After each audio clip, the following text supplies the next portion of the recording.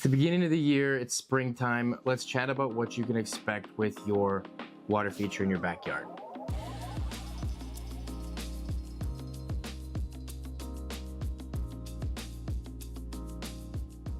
So you're gonna see a bunch of things. It's spring, the world's waking up and everything, and the same goes for your ecosystem pond. You're gonna see a lot of stuff, and I wanna show you what's important and what means that you have a healthy system or it's gonna be thriving and things like that. A lot of things kind of pop up and they can be scary, especially if it's, maybe you just moved into a house and you just got a water feature. Maybe you just had one built last year. So let's kind of talk about things to expect. We'll get right to the most important one, and the biggest thing is always algae. Algae absolutely happens in the spring. Half the time, most of our ponds before we get to the actual clean out portion of it already have algae. That is a great thing for us. The biggest reason it means is you have a healthy system. The second thing with it is algae is just a plant. It's a very simple organism. So it thrives off of micronutrients and the macronutrients in your pond. So until we get those filters running and we get the circulation in there, you're always going to have some level of algae. And even when we get it up and running, it's going to be the first thing you see. So we'll just continue right on with that. The next thing you're going to be curious about is probably your plants. We do a lot of plant packages and things like that, or you can come look at our retail center and pick out your own plants. We don't even get our first shipment of plants in until about the beginning of May. Big part of that is obviously we have to keep them outside, and we want to give you the best plants we can possibly provide. So we want temperatures, outdoor stuff to be a little bit more stable so we can continue to grow them for you.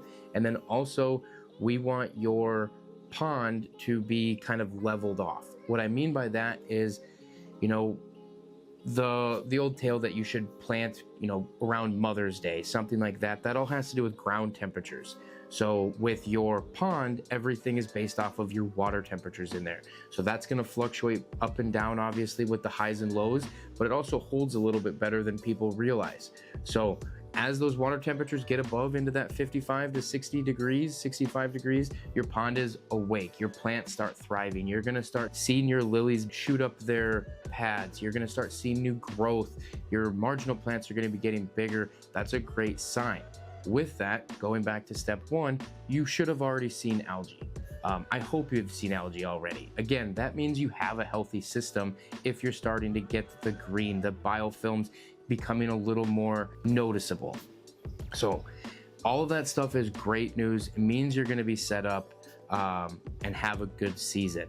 So the next thing, all of this stuff is kind of happening pretty quickly this time of year. The other thing you're going to start noticing is, let's call it the wildlife, right? Two big ones. If you have your fish in there, you might start seeing that they're being more active.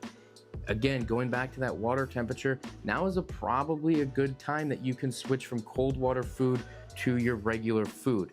You need to make sure that you're checking your container of fish food because it should have a temperature range in there.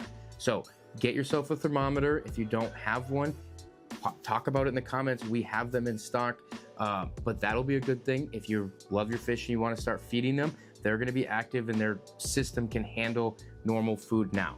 By now, I mean end of April. The other thing that you're going to start noticing with your fish is, depending on how much rain you've been getting or temperature swings and things like that, you might wake up to a very foamy and fishy smelling pond. That means their fish are probably spawning. Again, that is a great sign of a very healthy system, and hopefully you get more fish. The next part in there is, it's normally about the last couple weeks in April, first couple weeks in May. You're going to notice your backyard is loud. Those toads are going to be going crazy. It's also their time of year to be spawning.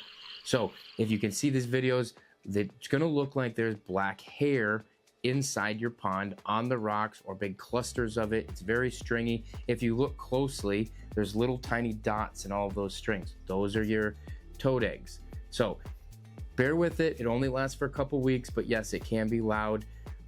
No, your fish don't eat toads. Rarely, they might mess with them, but they don't really eat the toads.